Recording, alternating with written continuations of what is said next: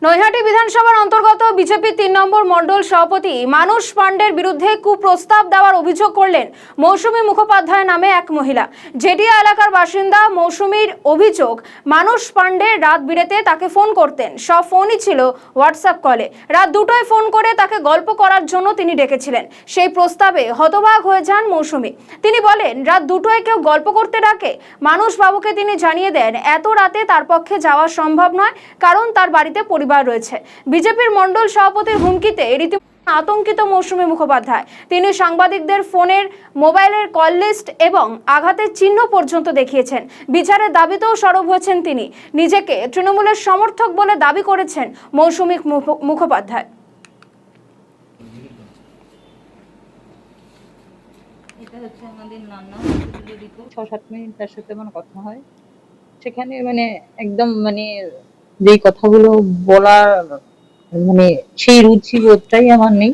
এই ধরনের কথা বলার পর আমি নিজে থেকে ফোনটা কেটে দিয়ে দেখছি আমার পাশের পাড়াতেই আর একজন থাকে, মানস পাণ্ডে আমার পাড়ারই ছেলে। আমরা ছোটবেলা থেকে একসাথে পড়াশোনা করেছি, সবকিছু করেছি। তো যাই হোক, ও দেখি এক টাইমেই ফোন করেছে।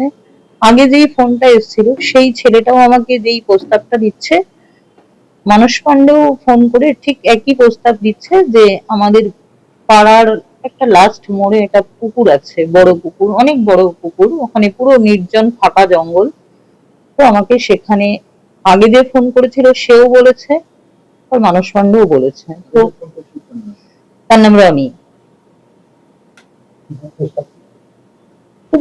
বলছে কোন রাস্তা দিয়ে এসছে সে সময় আমাদের বিধায়ক সাহেব যেরকম বলেছে টাওয়ার লোকেশন চেক করা হোক, সিসিটিভি উড়ে তো কেউ আসবে না, কোনো না কোনো রাস্তা দিয়ে আসবে। যেটা বিভিন্ন সোনার দোকানে, বিভিন্ন বাড়িতে, বিভিন্ন লোকের এতে, পুলিশ প্রশাসনের পাঁচ মাথায় সব জায়গায় সিসিটিভি আছে।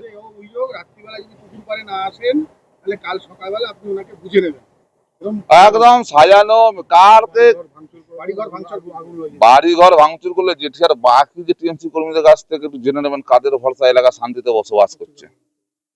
আমাদের শ্রমিক ভট্টাচার্য মহাশয় আমাদেরকে যেরকম নির্দেশ আমরা সেরকম পালন করছি। এলাকায় শান্তি শৃঙ্খলা বজায় রাখতে যেরকম ভাবে বলেছে, আমি নিজে আঘাতপ্রাপ্ত হয়েছি এই বিজেপি করবার কারণে। সে ছবিও আমার কাছে আছে। আমাদের 33টা বাড়ি খালি একটা পাড়ায় ভাঙচুর হয়েছিল।